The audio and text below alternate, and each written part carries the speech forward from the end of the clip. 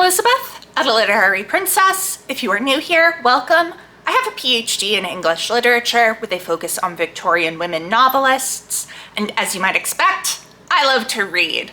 Today I have my September wrap-up for you. I read 16 books and I was participating in 2 events.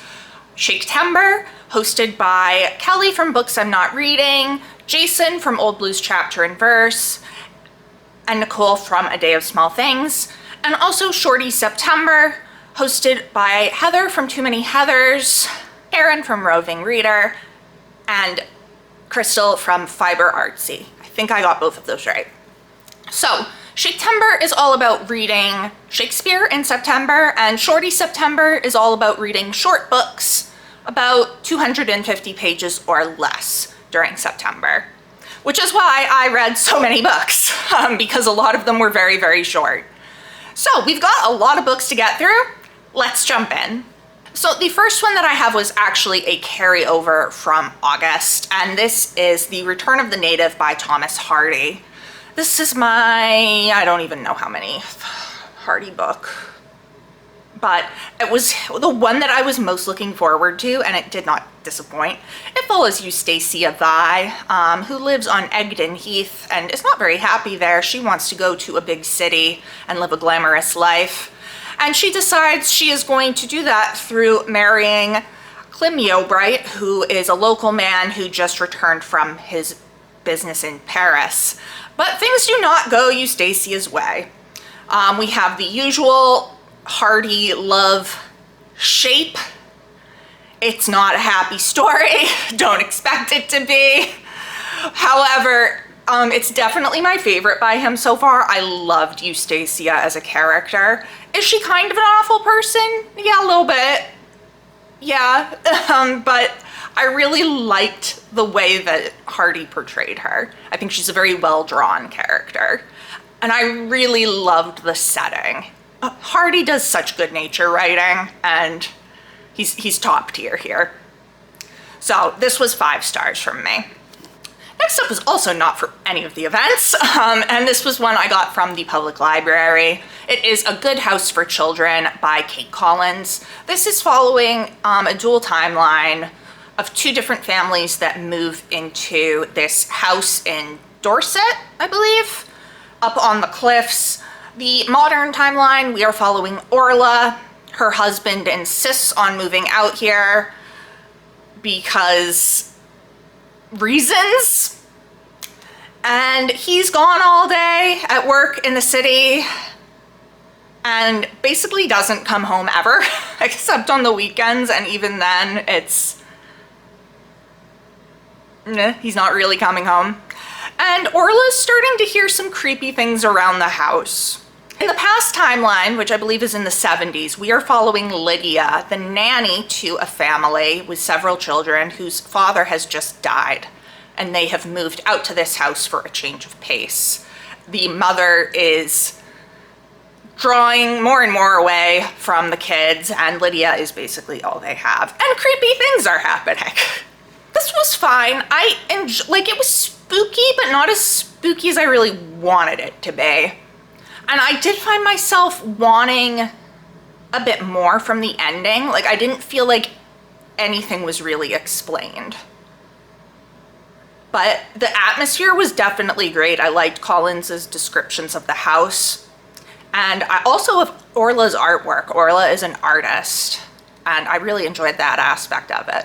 So it was good. I gave it 3 stars. Next, we have the first one that actually counts for one of the events I was taking part in, and it was also my 18th century novel project read for September, and that is Mary, a Fiction by Mary Wollstonecraft, which I have here in a bind up, and we're going to talk about all of these, but not right now, only Mary. I have a whole video on Mary, so you can go and watch that. It does have spoilers, but basically we are following a young woman named Mary who is forced into a marriage she does not want. I gave this 3.5 stars. I really liked it. It just wasn't long enough. So I'm gonna put this down because we'll talk about it more later. Next is one that I spun for on the wheel, and it is The Queen of the Tearling by Erica Johansson, the first book in the Tearling trilogy. This was a reread for me. I want to finish the series finally. We are following Kelsey, who has just come of age, meaning she will now become the queen of her country. She has been in hiding because lots of people want to kill her. And we are following her as she returns to the capital city and takes over her duties as queen.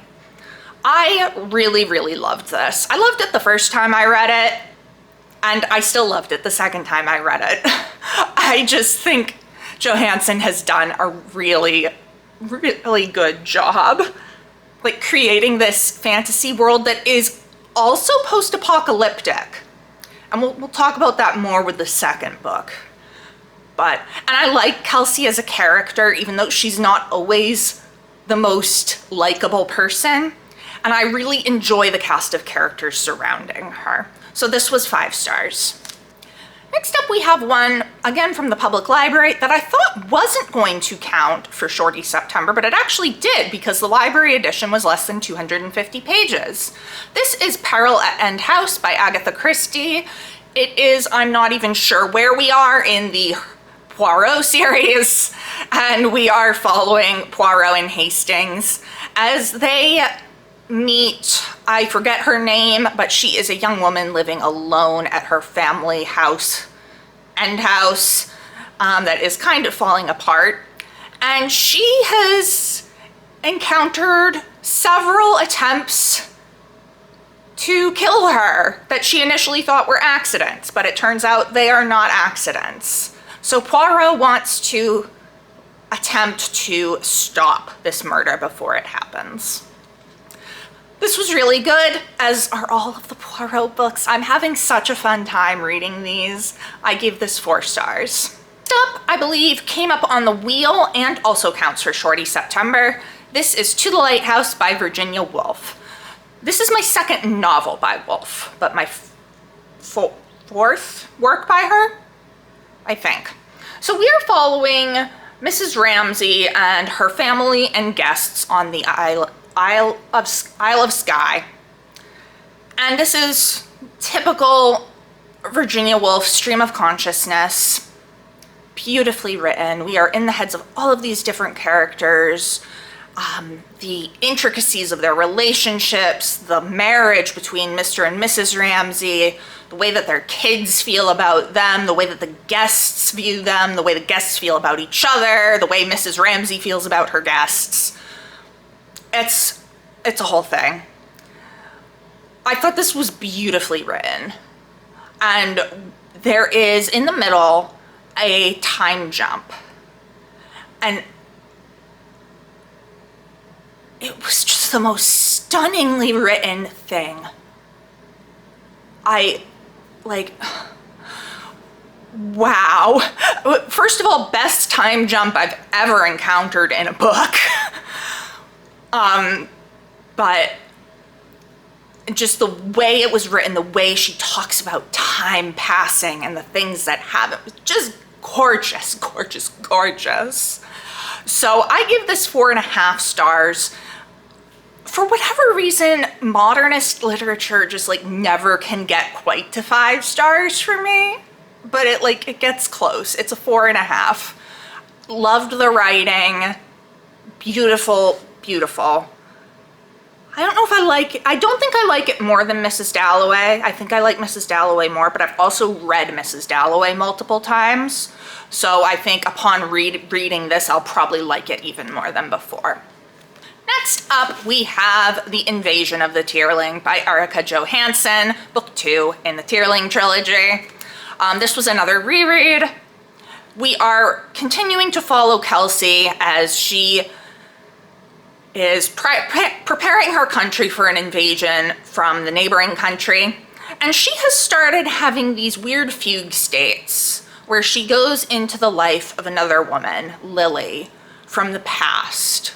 Now, the past in this world is the US in what would be our future, probably kind of near future, based on the technology they have. And it's like a dystopian world. The government is awful. And women have very little rights. Lily is married to a guy that works in the government. He sucks. And she's just trying to get through her life at this point. So Kelsey is seeing all of this while also dealing with preparing her country for war and dealing with a bunch of other political issues. I loved this. I liked the back and forth. I thought the blend of fantasy and sci-fi was handled so well. I'm not a huge sci-fi person, but the sci-fi aspect, like it's light. It's really like we're dealing with magic in Kelsey's world. So even though it is a dystopian society that she is viewing in these visions, it's more fantasy than it is sci-fi. So this was another 5 stars. Also, I do not know how I never finished the series the first time I read this, because this ends on such a cliffhanger. I'm like, okay, no, I'm waiting until November to finish it because I want to focus on my Victober reading in October. But I'm like, oh my God, I want to know what happens. So I don't know how I stopped the first time. Next up, we have another one in this little collection. It is Maria, or The Wrongs of Women by Mary Wollstonecraft. So this was Wollstonecraft's posthumously published last novel that was left unfinished.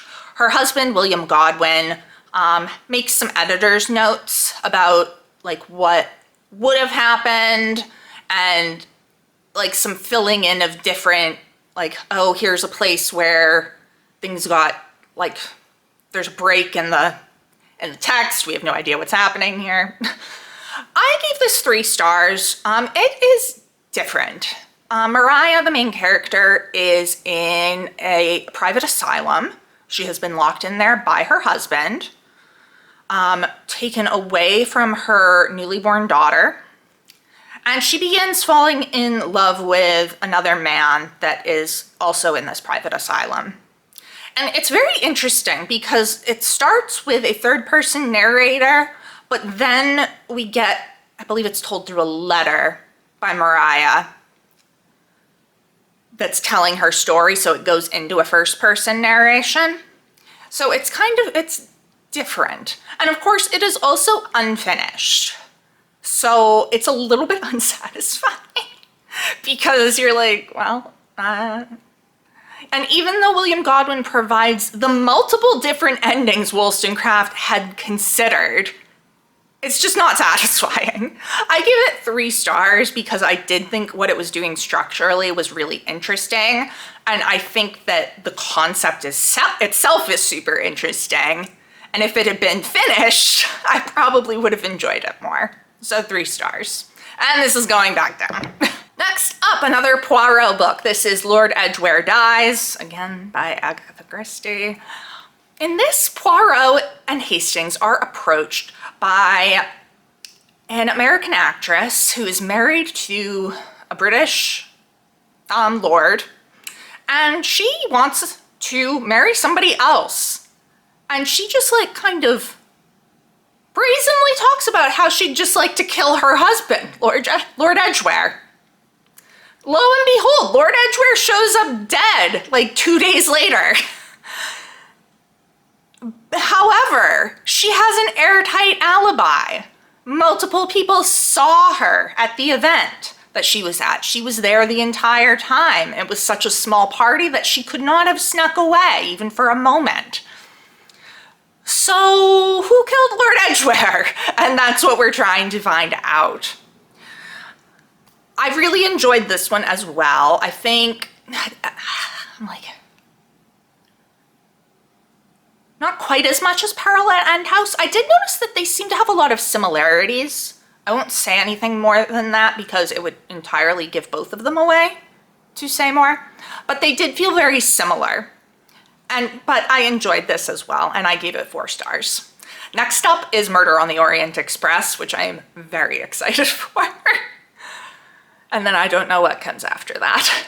I don't even know what number book we're on at this point, but I'm having a very good time with Poirot.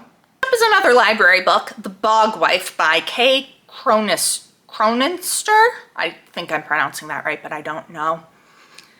I got this recommendation from Steph over at Steph Morgan. She read it last year, maybe? Earlier this year? I don't know anymore. Time doesn't exist. And it sounded like something I would really enjoy, and oh, this was good. So we are following the Hadsley family. They tend a cranberry bog in West Virginia, and they have a pact with the bog. So every generation, when the patriarch dies, they bring him to the bog so that he can die, and then from there rises a bog wife for the new patriarch to marry. It is magical realism. It is gothic. It is fantastic. We're dealing with family trauma. We are dealing with so much. We have 5 siblings, 4 siblings, several siblings. I don't remember how many of them there are. There's quite a few. And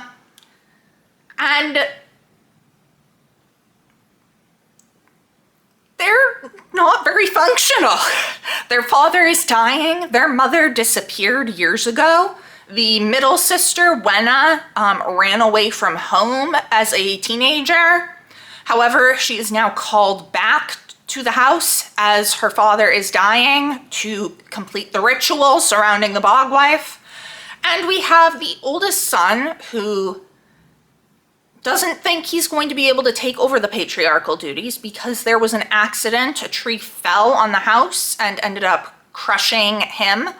And he does not believe he can have children, which means the family's gonna die out. No more Hadsleys. And then there is the youngest son who feels that he really should be the patriarch. He's the one that's taking care of the bog. He's the one that's doing all the stuff his older brother's supposed to be doing. And then there is also a younger daughter who, she loves animals. She's a bit odd. She kind of reminded me, and I believe that Steph said this as well, of Mary Cat from We Have Always Lived in the Castle. Very similar vibes, and which is probably why I loved The Bog Wife so much. I gave this 5 stars. I thought it was utterly fantastic. I think that the reviews were on Goodreads were kind of low, and it was a lot of people complaining about how the magic isn't explained and all of that. I think you need to know going into this that it is more literary fiction than actual fantasy. This is magical realism, not fantasy. So expect things on the more literary end. We're exploring the interior of these characters and their relationships with each other, and that there's not a huge exciting plot. But I loved this. 5 stars. 5 stars. Probably my favorite of the month, actually. I think it beat out The Return of the Native a little bit. Probably going to be on my top 10 books of the year. And I want my own copy now. Next up, we have a book that I got as an ARC from NetGalley. This is Pocket Portraits, Jane Austen, the original romance novelist by Janet Lewis Sadie. This is being published well, it will be the day that this video comes up. So September 30th, this book will be coming out. This is a very cute little brief biography of Jane Austen, overview of her novels, some discussion of stuff from her time, and then also some discussion of kind of her legacy through movie adaptations and Regency romances. I knew all this information already because I have read a few biographies of Jane Austen, but I did think it was very lovely. I would love to see a physical copy because there's like illustrations and stuff, and I think those will be really gorgeous in a physical copy. I had it on my Kindle, so it's like... I did find that the chapters on the film adaptations were kind of weak. They didn't... Like, whereas I felt the chapters on her novels had some analysis, I felt the movie chapters were just kind of summaries. So honestly, I felt like they could have been left out. But I gave this 3 stars. I think it's a nice book if you want to jump into learning about Jane Austen and just kind of get your feet wet instead of diving into a whole big biography. We finally get to what I read for Shaketember, which also counts for Shorty September. This is Antony and Cleopatra. This picks up pretty much where Shakespeare's Julius Caesar left off. So with Antony, Octavius Caesar, and another guy, kind of like all 3 ruling the Roman Empire together. They like have each their own part. But Antony has gotten into a romance with the Egyptian queen Cleopatra, who was also Julius Caesar's former lover. It's very confusing. And this is causing issues. Octavius Caesar and Antony are very wary of each other. They're not really getting along. And it's a tragedy. Introduction of the version I was reading, which is in my Norton Complete Works of Shakespeare, was talking about how this is kind of, it's like a more mature Romeo and Juliet.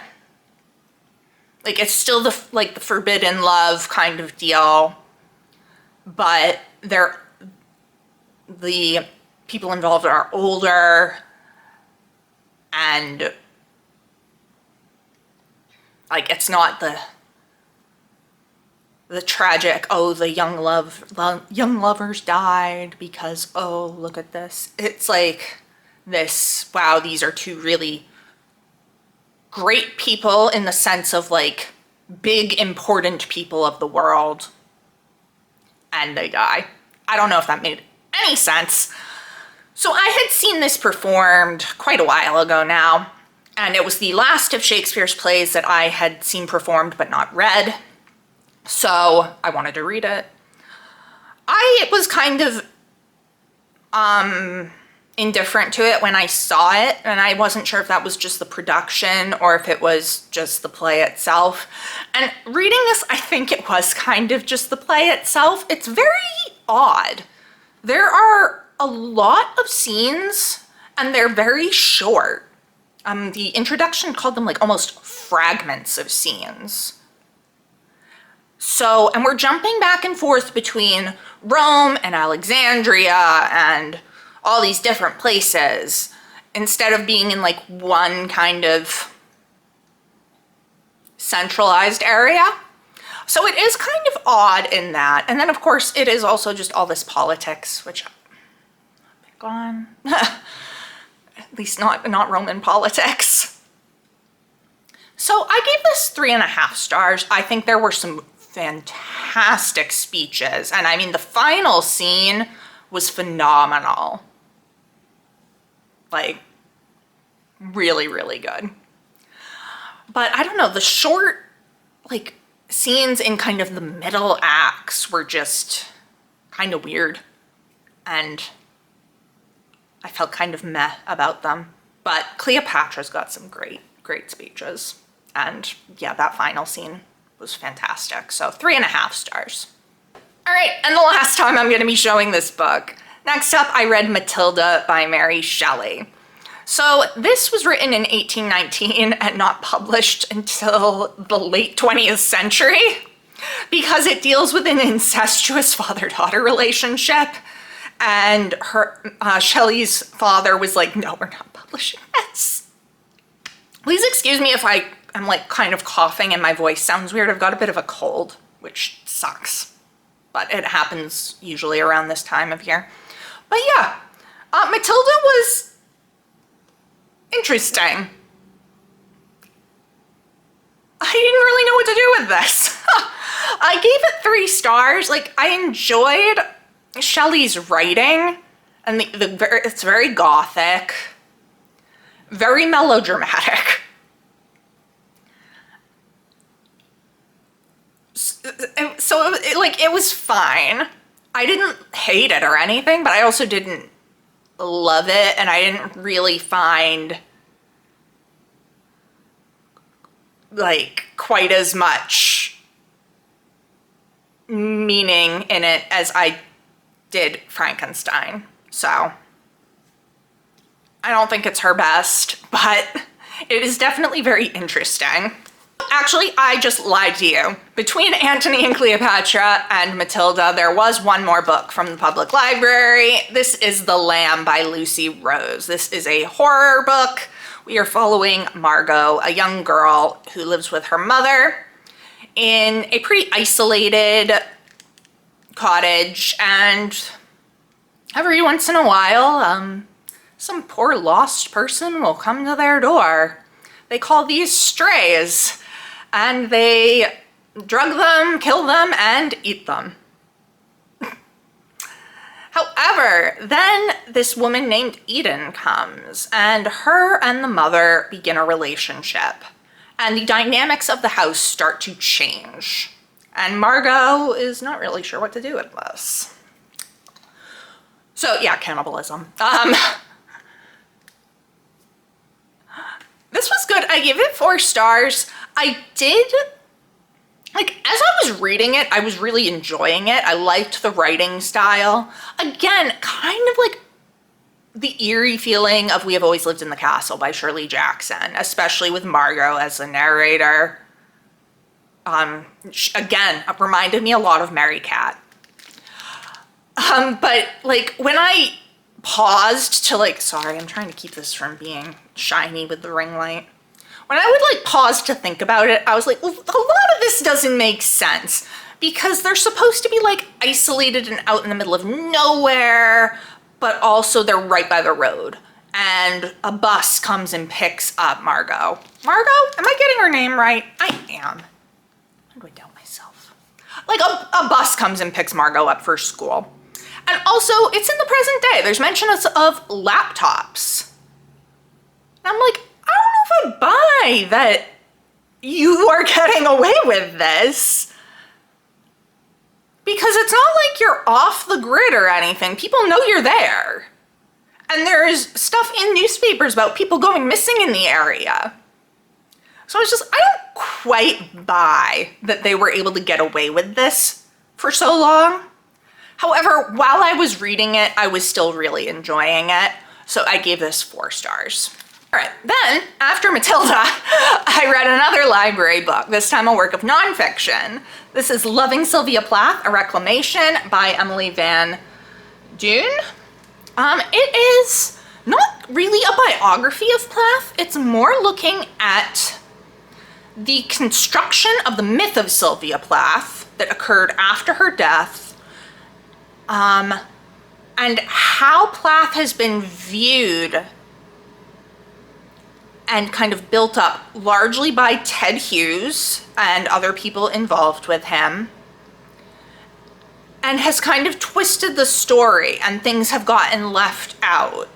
And people who love Plath too much are like kind of seen as like, oh, you're hysterical, or you're depressed and also suicidal. And oh yes, all of the Ariel poems are about suicide, when in actuality, there is a lot about intimate partner violence, which some letters that recently came to light between Sylvia Plath and her therapist, Plath says that Hughes abused her,